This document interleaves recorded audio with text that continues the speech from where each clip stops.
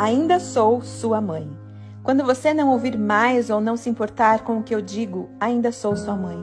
Quando decidir que sou antiquada e quiser seguir o seu próprio caminho, ainda sou sua mãe. Quando você responder, reclamar e discutir, ainda sou sua mãe.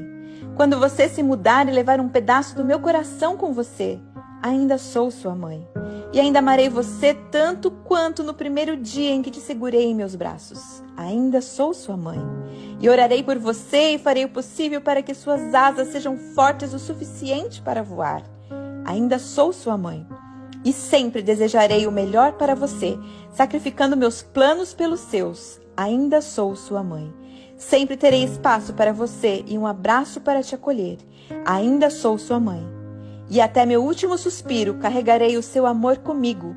Agradecerei a Deus todos os dias pelo privilégio e alegria de ser chamada sua mãe.